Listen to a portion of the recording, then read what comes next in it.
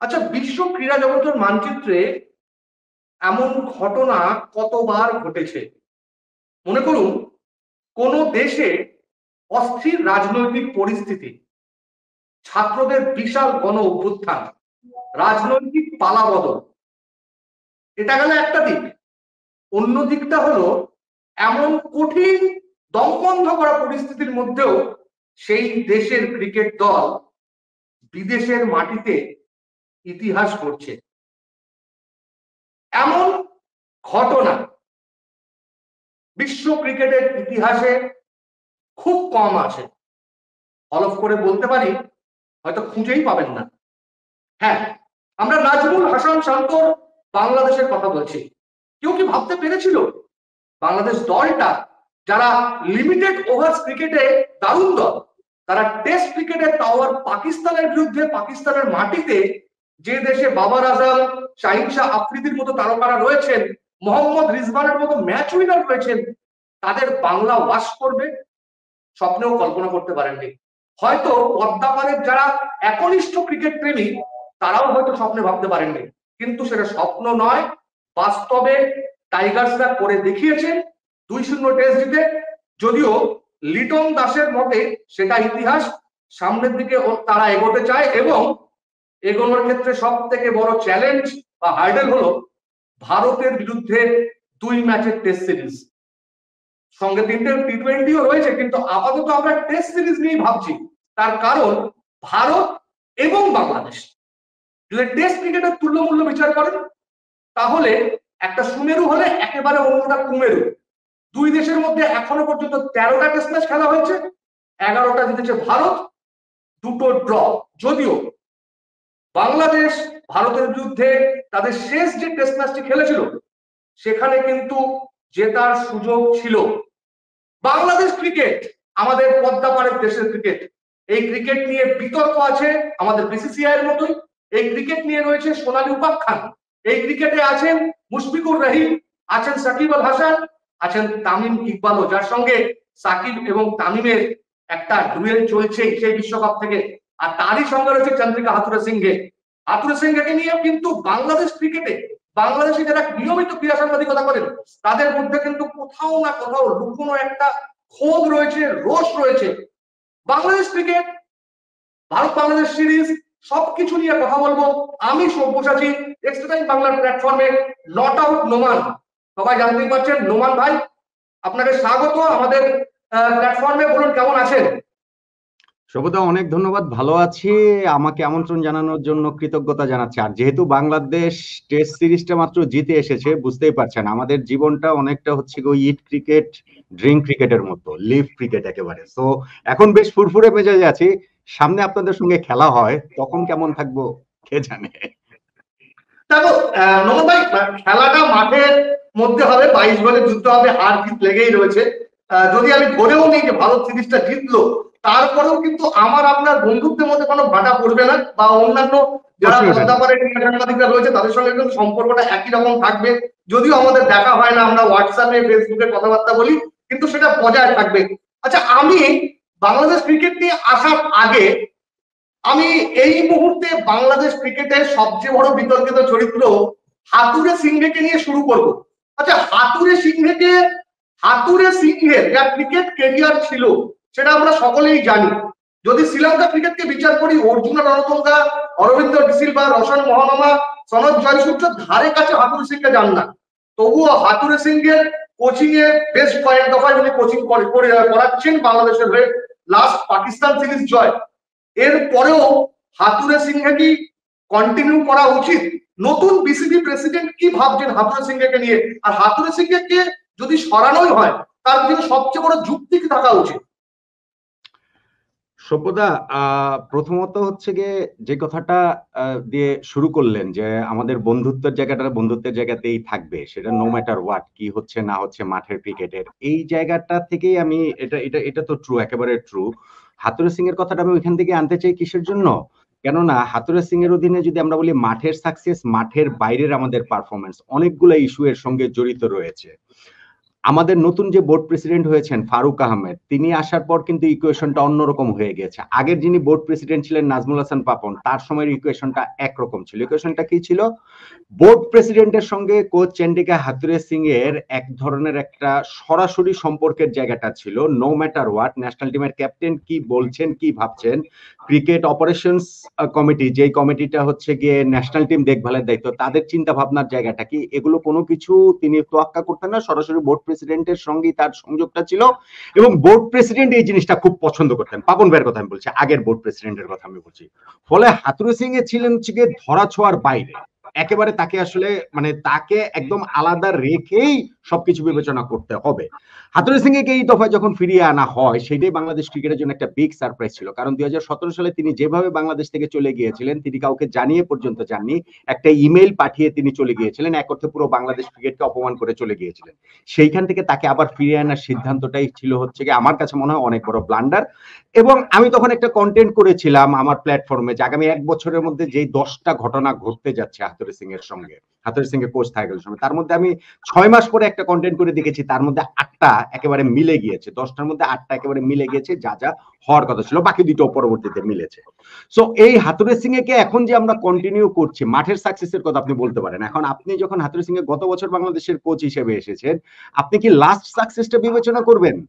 তাহলে তো প্রতি সিরিজ শেষে আপনার কোচ চেঞ্জ করতে হবে। আপনি যদি বিবেচনা করেন যে পাকিস্তানে গিয়ে আমরা টেস্ট সিরিজ জিতেছি, অতএব হাথুরে সিং একে কন্টিনিউ করতে হবে, তাহলে 2023 ওয়ানডে ওয়ার্ল্ড কাপে যখন আমরা 9 ম্যাচের মধ্যে 7টা ম্যাচ হেরেছি, তখন হাথুরে সিং একে স্যাক করা উচিত ছিল।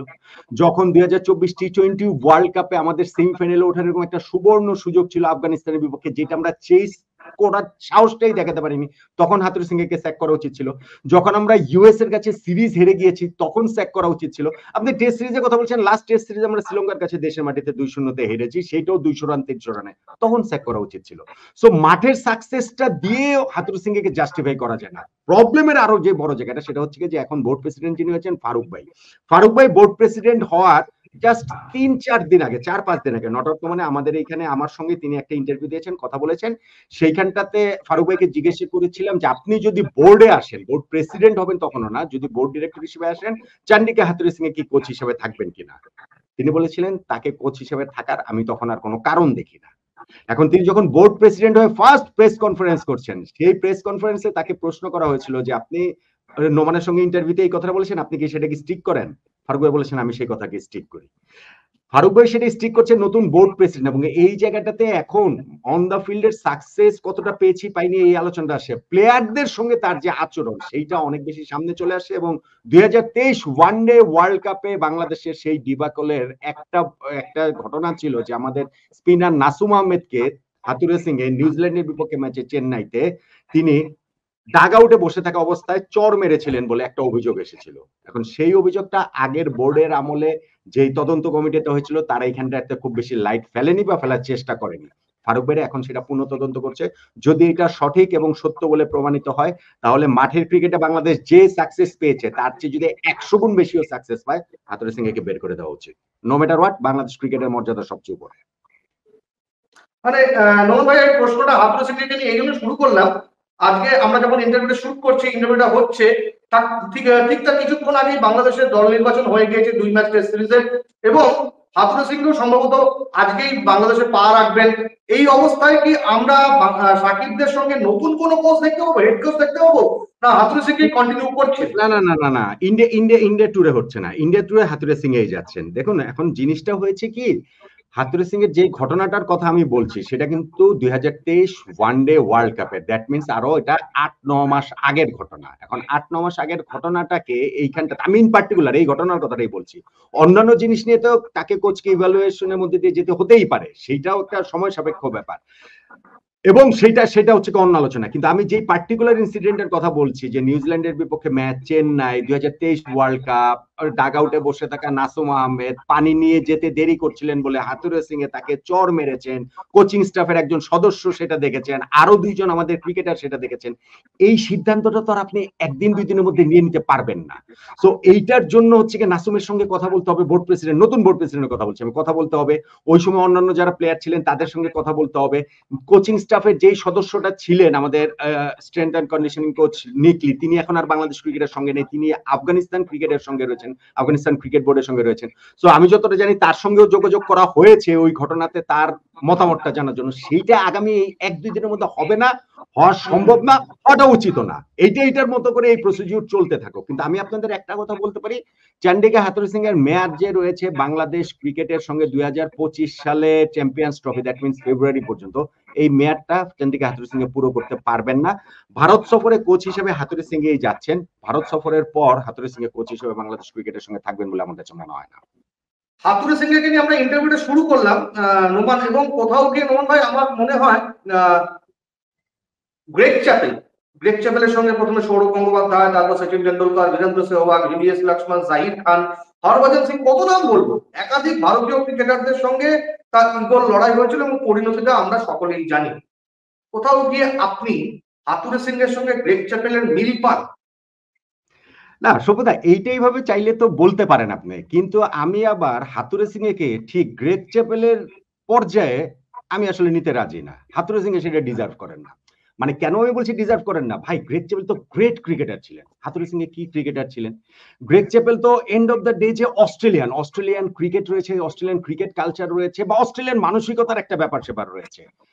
হাথুরুসিং কি শ্রীলঙ্কান, সে তো ভাই আমার আপনার মতো, এই বাংলাদেশিদের মতো, এই ভারতীয়দের মতো, এই শ্রীলঙ্কানদের পার্থক্যটা কি? তো তার যদি ব্যাপার স্যাপার হয় যে অস্ট্রেলিয়ানদের মতো, গ্রেগ চ্যাপেলদের মতো, এটা বেশি হয়ে যায় না? কিন্তু আপনি যেটা বলছেন সেটা ট্রু। গ্রেগ চ্যাপেল যেরকম স্বেচ্ছাচারী ছিলেন, গ্রেগ চ্যাপেল যেরকম হচ্ছে গিয়ে টিমে তার বাইরে অন্য কারো কর্তৃত্ব মানতে চাইতেন না কোনোভাবেই, স্পেশালি যারা হচ্ছে গিয়ে সিনিয়র ক্রিকেটার তাদের সঙ্গে তার দ্বন্দ্ব একের পর এক প্রকাশ হয়েছে। আপনি অনেকগুলো নাম বলেছেন।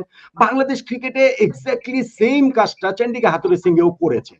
সেইটা লাস্ট যে ওয়ার্ল্ড কাপটা হলো, যে ওয়ার্ল্ড কাপে তামিম ইকবালের ক্যাপ্টেন হিসেবে যাওয়ার কথা ছিল 2 মাস আগে, কিন্তু শেষ পর্যন্ত সেই ওয়ার্ল্ড কাপে তিনি গেলেনই না। এবং তাতে যে দুইজন লোকের সবচেয়ে বড় প্ররোচনা ছিল, বা নেপথ্যে থেকে না, আসলে প্রকাশ্যে ভূমিকা ছিল, একজন হচ্ছেন চন্ডিকা হাথুরুসিং, একজন হচ্ছেন সাকিব আল হাসান। সো এর বাইরে আপনি যদি মনে করেন যে সাকিবের সঙ্গে হাথুরুসিং এর ঝামেলা হয়েছে, মাশরাফির সঙ্গে হয়েছে, আমি অতীতের কথা বলছি, মুশফিকের সঙ্গে হয়েছে, মাহমুদুল্লাহ রিয়াদের সঙ্গে হয়েছে, আমিও কত নাম বলবো, হয়েছে। এটা একের পর এক সেগুলো আসলে হতেই থেকেছে তার সঙ্গে। কিন্তু তিনি ওই যে আমি আমি আমি যদি বলি যে গ্রেগ চ্যাপেলের মতোই আমাদের মানে ভারতে যেমন গ্রেগ চ্যাপেল, বাংলাদেশে তেমনি চন্ডিকা হাথুরুসিং, আমি আবার গ্রেগ চ্যাপেলের ব্যাকগ্রাউন্ডের কারণে হাথুরুসিং কে ওই জায়গায় তুলতে আমি রাজি নই। তবে কোচ হিসেবে তাদের এই স্বৈরাচারী মনোভাবের যে ক্যারেক্টারিস্টিক্সটা, সেটা পুরোপুরি মিলে গেছে দুই দেশের ন্যাশনাল টিমের হেড কোচ হয়ে আসার পরে। নন ভাই, আপনার সঙ্গে যখনই আলোচনা হয়েছে বা আপনি নিজে যখন ক্রিকেট নিয়ে আলোচনা করেছেন, চান বা না চান, সাকিব আল হাসানের নামটা কিন্তু এসেই গেছে। এবং খুব আশ্চর্যজনক ভাবে সাকিব আল হাসানকে যতটা না আপনি প্রেস করেছেন, তারিফ করেছেন, তার ক্রিকেটীয় সত্তার বাইরে তাকে কিন্তু বিদ্ধ করেছেন বারবার, এবং অনেকটা যৌক্তিকতাও আমরা খুঁজে পেয়েছি সেগুলোর।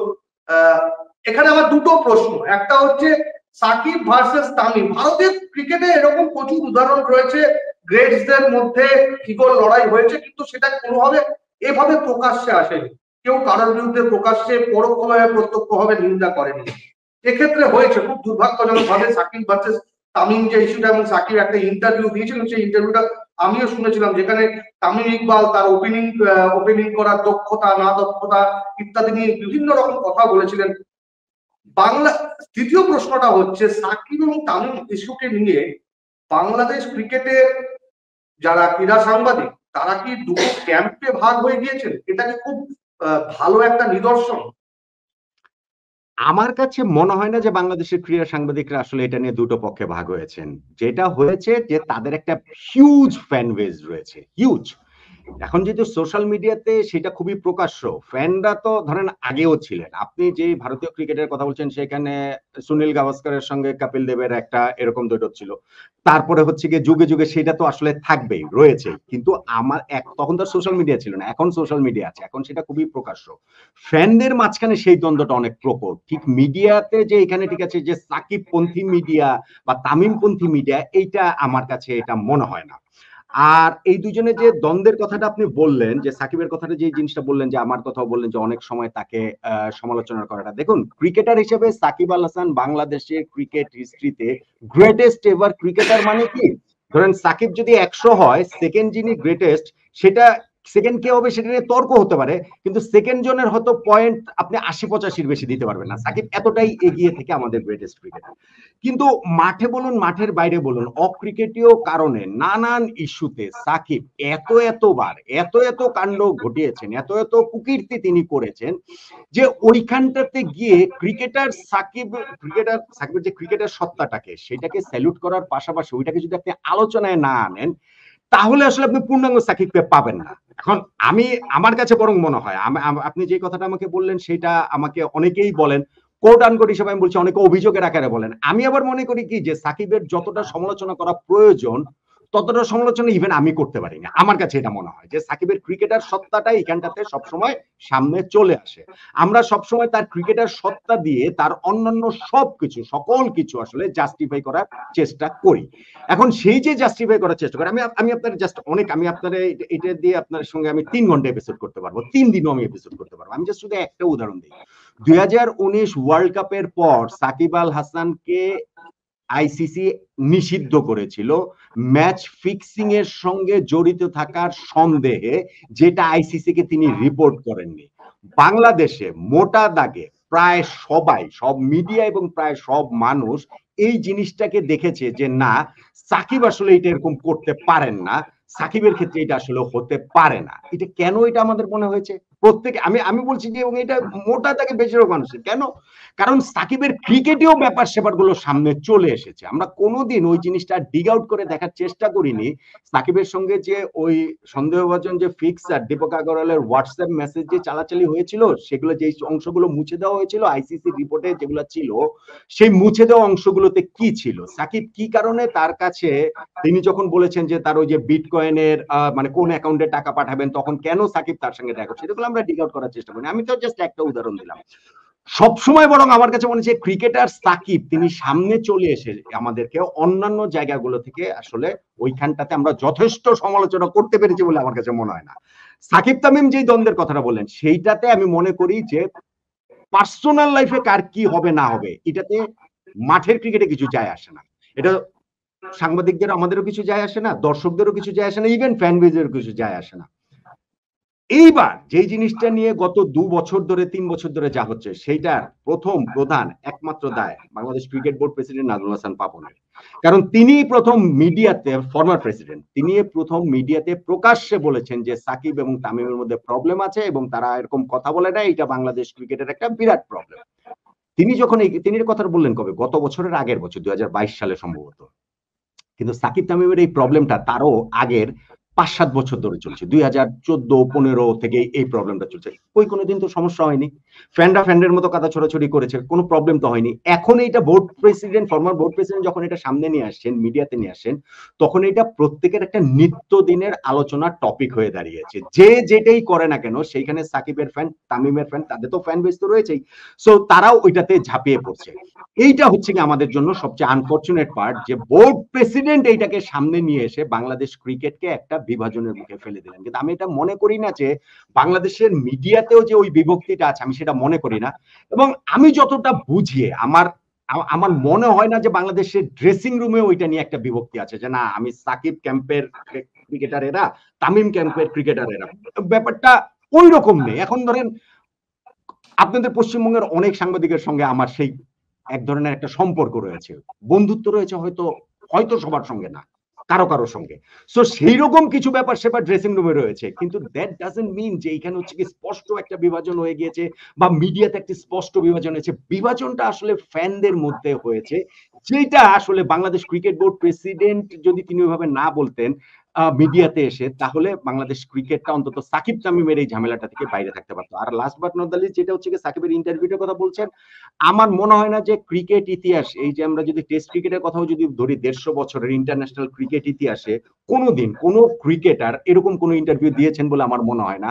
আমি ওই ইন্টারভিউটা এখনো মাঝে মাঝে আমি দেখি ছাড়া ভাবে, এইখানে ওইখানে সামনে চোখে পড়ে গেলে, যে একটা ক্রিকেটার যিনি ন্যাশনাল টিমের, দেশের ক্রিকেট ইতিহাসে সর্বকালের সেরা ক্রিকেটার, এবং যিনি হচ্ছে গিয়ে ওয়ার্ল্ড কাপে দলকে লিড করতে যাচ্ছেন, সেই সময় যেই ক্রিকেটার সঙ্গে তিনি এত বছর ড্রেসিং রুম শেয়ার করেছেন এবং তাদের বন্ধুত্ব হচ্ছে কিংবদন্তি তুল্য বন্ধুত্ব ছিল সাকিব এবং তামিমের, তার সম্পর্কে এতটা সময় জুড়ে যে কোনো প্রশ্নে প্রসঙ্গে অপ্রসঙ্গে তামিমকে এভাবে টেনে এনে হিউমিলিয়েট করা, এইটা এটা ক্রিকেট ইতিহাসে হয়েছে বলে আমার মনে হয় না। আমি এটা দেখতে পাই না। ওইটা আসলে বাংলাদেশ ক্রিকেটের জন্য বা সাকিব তামিম তাদের সম্পর্ক ক্রিকেট সবকিছু মিলে এটা একটা হচ্ছে last nail in the coffin. আমার কাছে ওইটাই মনে হয় সাকিবের ইন্টারভিউটা।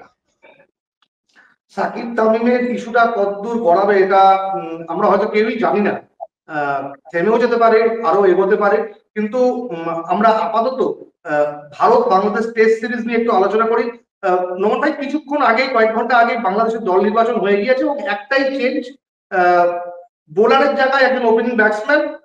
আপনি কিভাবে দেখছেন বাংলাদেশ টেস্ট টিমকে এবং এই টিমের কতটা ক্যাপাসিটি রয়েছে যে ভারতের বিরুদ্ধে চোখে চোখ রেখে লড়াইটা করতে পারবে? হ্যাঁ, আমাদের আসলে একটাই চেঞ্জ হয়েছে, পেস বোলার শরীফুল, তার বদলে ওপেনার না মিডল অর্ডার ব্যাটসম্যান আর কি, লেট মিডল অর্ডারে খেলে জাকির আলী অনেক, তাকে আসলে নেওয়া হয়েছে। তার এখনো টেস্ট ডে টি-20 খেলেছেন তিনি 17টা। দলটা আনএক্সপেক্টেড কোনো দল না এবং সেটা হওয়ারও কথা ছিল না। শরীফুলের আসলে ইনজুরি আছে, নিগেল আছে, সেই কারণেই আসলে তাকে বাদ দেওয়া হয়েছে। আর এখানে একটু কৌশলগত পরিবর্তন করেছে, একজন পেস বোলার কমানো হয়েছে। সো পাকিস্তানে গিয়ে যখন আমরা 2-0 ব্যবধানে টেস্ট সিরিজ জিতে এসেছি, ভারতের বিপক্ষে আমরা যখন জাস্ট পাকিস্তানের সিরিজ জিতে আসার 10 দিন পরে আমরা ভারতে খেলতে যাচ্ছি, তখন তার এখানে খুব বেশি চেঞ্জ হওয়ার সুযোগও নেই।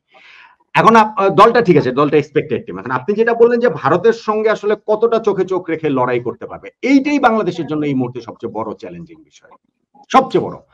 দেখুন, ভারত পাকিস্তানকে আমরা এক ব্র্যাকেটে আলোচনা করি যে হ্যাঁ ঠিক আছে, ভারত পাকিস্তান এটা তাদের ক্রিকেটে ও রাইভালরির কারণে, কিংবা যেহেতু দুইটা দেশ পাশাপাশি আরো অনেক হিস্ট্রি রয়েছে, রাজনৈতিক হিস্ট্রি রয়েছে, সবকিছু মিলিয়ে।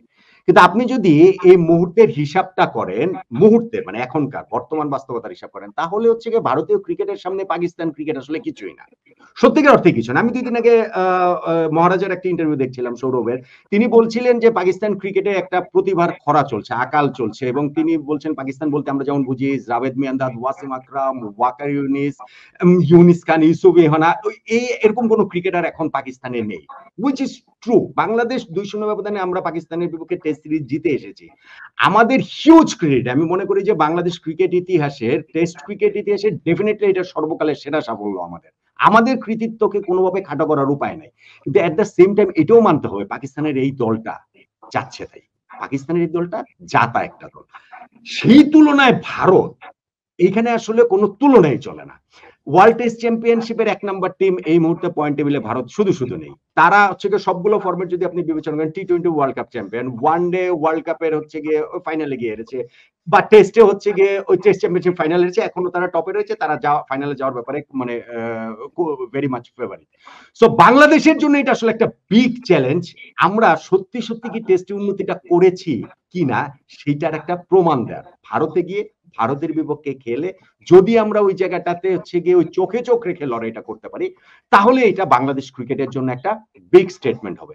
আমি শিওর যে আমাদের ক্রিকেটাররা বা আমাদের কোচিং স্টাফ, আমাদের পুরো ক্রিকেট ফ্র্যাটার্নিটি এই চ্যালেঞ্জটা নেওয়ার জন্য মুখে আছেন, কিন্তু ভারতের সঙ্গে আসলে পেরে ওঠাটা বাস্তবতা বলছে বাংলাদেশের জন্য আসলে খুবই কঠিন, নো ডাউট। নোমান ভাই, বাংলাদেশ সাধারণত নিজেদের ঘরের মাঠে কুকাবরা বলে টেস্ট ম্যাচ খেলেন এবং ভারতে কিন্তু এসজি বলে খেলতে হবে। তারপরেও আমার প্রশ্নটা হচ্ছে, এই দুটো দলে, আপনাদের দুটো দলে দুজন এমন ক্রিকেটার রয়েছে যাদের কিন্তু ভারতের বিরুদ্ধে পারফরমেন্স বরাবরই ভালো, একজন মেহেদী হাসান মিরাজ এবং লিটন দাস। এই দুজন কত বড় ফ্যাক্টর হতে পারেন টেস্ট সিরিজের জন্য? না, অবশ্যই বড় ফ্যাক্টর হতে পারেন। দেখুন, আমরা এদেরকে তো আমরা আমাদের নেক্সট বিগ থিং হিসেবে যখন তারা ক্যারিয়ার শুরু করেছেন তখন থেকে এটা আমরা দেখতে চেয়েছি। স্পেশালি হচ্ছে কি আমাদের জন্য বেশি ডিসঅ্যাপয়েন্টিং ছিল হচ্ছে কি লিটন দাস, কারণ লিটন দাসের যে প্রতিভা সেটাকে বাংলাদেশের ক্রিকেট বিবেচনা করে, আমি মোটা দাগে বলছি যে বাংলাদেশের ক্রিকেট আঙ্গন এভাবে যদি বিবেচনা করে যে বাংলাদেশ ক্রিকেটটাকে যদি নেক্সট লেভেলে নিয়ে যাওয়ার মতো ক্রিকেটার যে অল্প কয়েকজন আছেন তার মধ্যে একজন লিটন দাস, এইভাবে আমরা বিবেচনা করি। দেখুন, ক্রিকেটটা বা যে কোনো কিছু আপনি যদি আগের জেনারেশনকে ছাপিয়ে যেতে না পারেন তাহলে কিন্তু আপনি এগোবেন না। বাংলাদেশ ক্রিকেট একটা সময় মানে প্রজন্ম থেকে প্রজন্ম যে চেঞ্জ হয়েছে, সেই একটা জেনারেশন আরেকটা জেনারেশনকে ছাপিয়ে যেতে পেরেছে বলেই না তারা হচ্ছে এগিয়ে গেছে। আমি একটা খুব সহজ একটা হিসাব দিই। অবভিয়াসলি গাভাস্কার না থাকলে টেন্ডুলকার হতেন না, কিন্তু গাভাস্কারকে টেন্ডুলকার ছাপিয়ে যেতে পেরেছেন বলেই ভারতীয় ক্রিকেটে এগিয়েছে। ডেফিনেটলি টেন্ডুলকারের জায়গায় টেন্ডুলকারের, কিন্তু টেন্ডুলকারের সঙ্গে যখন এখন বিরাট কোহলি ওইরকম ভাবে কম্পিট করেন, এবং আমরা জানি না যে ক্যারিয়ার শেষে তিনি যে গ্রেটনেসের কোন জায়গাটা থাকবেন, তাতেই ক্রিকেটটা এগোচ্ছে। এই যে একটা জেনারেশন থেকে আরেকটা জেনারেশন যে এগোচ্ছে, মানে ছাপিয়ে যাচ্ছে আগের প্রজন্মকে, সেইখানটাতেই তো আসলে ক্রিকেট এগিয়ে যায়। আমাদের ক্রিকেটে, বাংলাদেশের ক্রিকেটে যারা এরকম আমাদের এই পঞ্চপাণ্ডব আমরা যাদেরকে বলি, তাদেরকে ছাপিয়ে যাবে, বা আমি যদি আরো পার্টিকুলার ব্যাটিং এর কথা বলি, ছাপিয়ে যাবে বলে আমরা মনে করি, করতাম অনেক বেশি করে এক সময়, সেটা হচ্ছে গিয়ে লিটন দাস, যে আগের জেনারেশনে লেটস সে তামিমকে তিনি ছাপিয়ে যাবেন, তিনি মুশফিককে ছাপিয়ে যাবেন। সেই জায়গাটা তিনি তার ক্যারিয়ারের শুরুতে ওইভাবে আসলে ফুলফিল করতে পারেননি। এখন কি তিনি সেটা পারবেন কিনা? মাঝখানে একটা বছর শুধু খুব ভালো ক্রিকেট খেলেছেন, এখন যখন আবার টেস্টে এত ভালো, পাকিস্তানিকে এত ভালো একটা সেঞ্চুরি করলেন, এরকম একটা ম্যাচ উইনিং নক খেললেন, তারপরে আমাদের এখানে প্রেস কনফারেন্সে বলেছেন যে তিনি যে না, এখনই তো আসলে দায়িত্ব নেওয়ার সময়। সো ইন্ডিয়ার বিপক্ষে টেস্ট সিরিজে Liton Das will be a big big big factor. আর মেহেদী হাসান মিরাজ, তিনি হচ্ছে কি আসলে বিগ হার্টেড ক্রিকেটার, একেবারে লায়ন হার্টেড ক্রিকেটার, মানে আমরা বলি যে জানদার ক্রিকেটার, যে মাঠে তার প্রতিটা ঘামের বিন্দু না, প্রতিটা রক্তবিন্দু তিনি ঢেলে আসতে রাজি থাকেন। যে কোনো সময় বোলিং করতে চান, যে কোনো ক্যাপ্টেনের ড্রিম প্লেয়ার হচ্ছেন গিয়ে মিরাজ, যে কোনো জায়গায় ফিল্ডিং করতে চাবেন, মানে প্রতিটা সেকেন্ড 100% দিয়ে তিনি করবেন। এবং তিনি কিন্তু তিনি কিন্তু আবার লিটনের মতো না। ও এর যেটা হচ্ছে, মিরাজের যেটা হয়েছে যে টি20 ফরম্যাটটাতে মিরাজ আসলে কেন ভালো করতে পারেন, এটা একটা বিস্ময়কর ব্যাপার।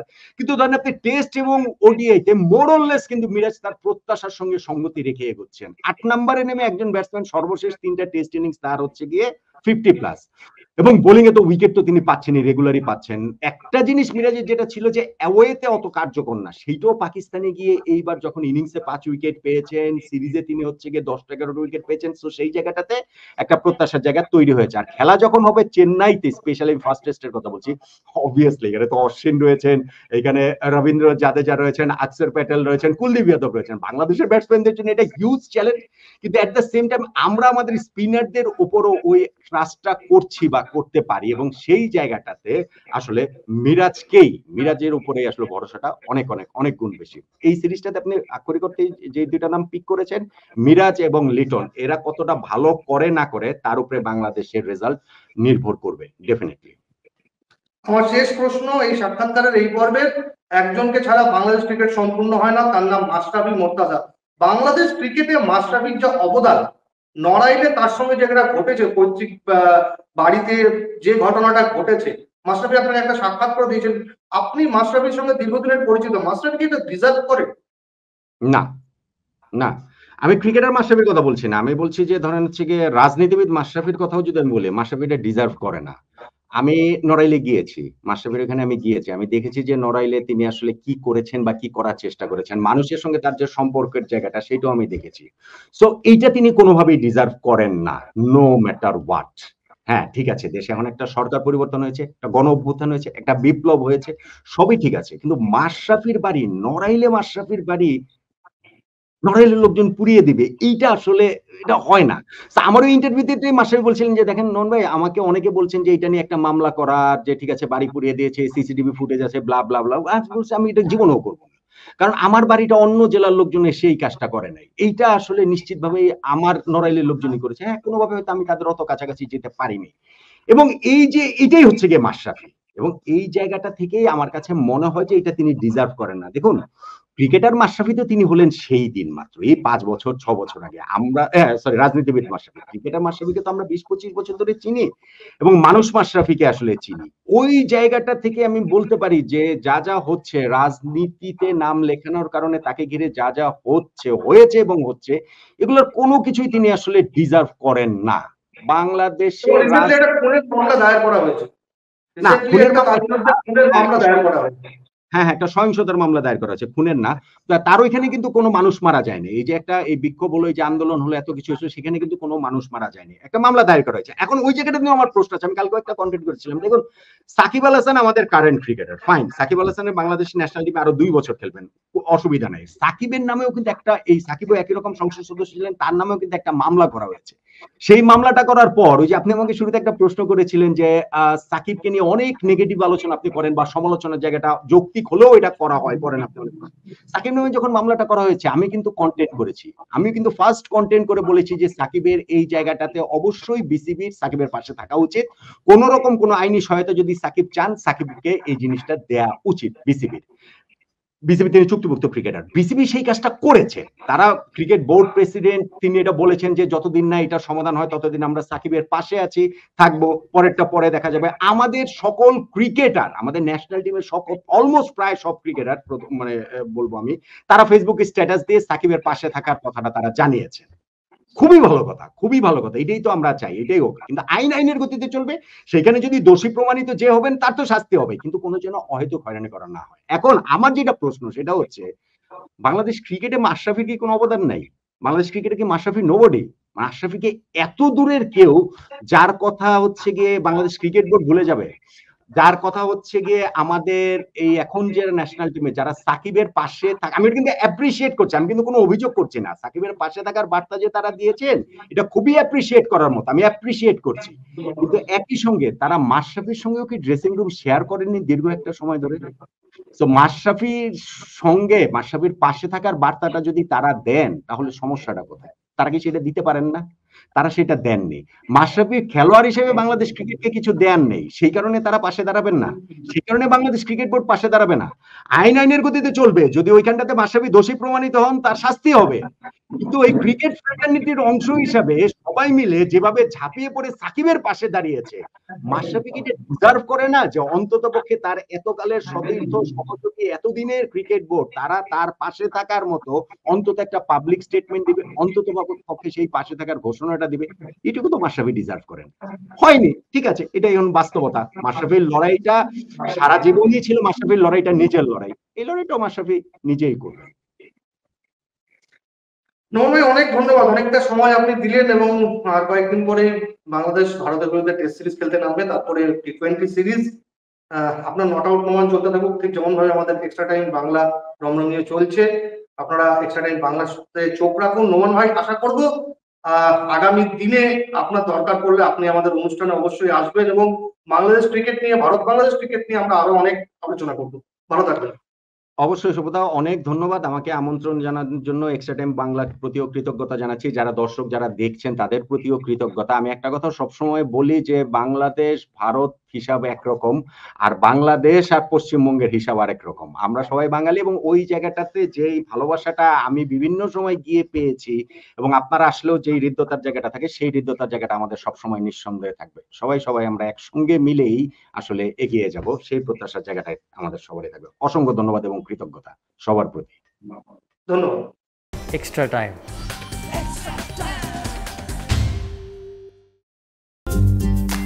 লেটেস্ট নিউজ আর এক্সক্লুসিভ ভিডিওর সঙ্গে আপডেট থাকতে এখনই সাবস্ক্রাইব করুন আমাদের ইউটিউব চ্যানেল। বেল আইকনে ক্লিক করতে ভুলবেন না যেন।